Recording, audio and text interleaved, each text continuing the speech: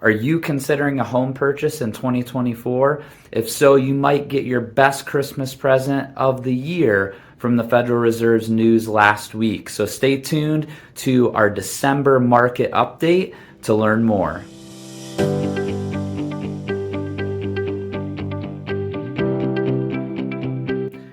As we talk about the market for 2024, I want to start off with a couple important facts.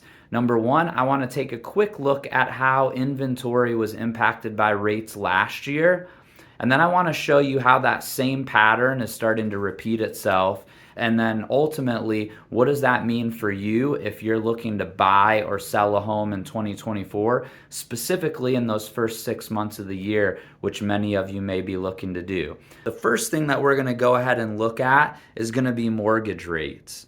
As you can see on this chart, just here in the last 30 days, we've seen mortgages go from somewhere near the upper sevens, almost 8%, all the way down to this week we're seeing 30-year fixed conventional mortgages as low as 6.375, and we've even seen some FHA and VA loans all the way down to 5 3/4. That's a huge difference for the average borrower.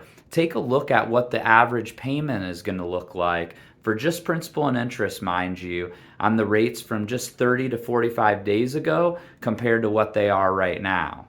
So now that we've looked at interest rates and how that impacts your payment, i.e. affordability, now we're going to go ahead and go into what happened last year and why I think the same pattern might be repeating itself. So if we take a look at this chart here, you're going to see that last year we kind of had rates begin to rise actually a little bit earlier in the year, kind of in that May, April timeframe. And then we saw things really slow down over the summer, and then rates just kept gradually increasing all the way through fall. But they did the same thing. They peaked in October. And you can see once they peaked in October and came down in November, you can see what happened to inventory. It had been rising. And then as soon as those interest rates peaked along with the holiday season, we saw inventory continue to go down. And when we have inventory going down, and then we also have interest rates going down at the same time, that brought more buyers into the market, less supply, more demand. That continued to push pricing up. And actually, we saw pricing continue to increase throughout the first half of the year, much more than was anticipated by most experts. So you might be wondering, so Troy, I appreciate all the data, but what does this actually mean to me? So I think what's going to happen in 2024, barring a major change in rates from here, I think if they go down more, we should anticipate more sales and also maybe even higher prices. I think we'll probably stay somewhere around where we are right now through next year. And so what that's going to mean is that most likely after the first of the year and the holiday season's over, we're going to see an increase in buyer demand, which is going to lead to a lowering of overall inventories. But one of the things that's been keeping a damper on inventories along with interest rates has been the fact that such a large percentage of the population have interest rates below 6%, and then even still a large percentage below 5, 4, and even a fraction of people below 3%. I think as life happens for all of us, we're going to start to see more and more people deciding that they're not going to be willing to keep their life on hold, even though they can afford the payment, just to say that they have a lower rate. And so barring a major drop in the economy, I believe that we're going to see more and more of those people with higher rates deciding that they're not going to be willing to put their life on hold anymore.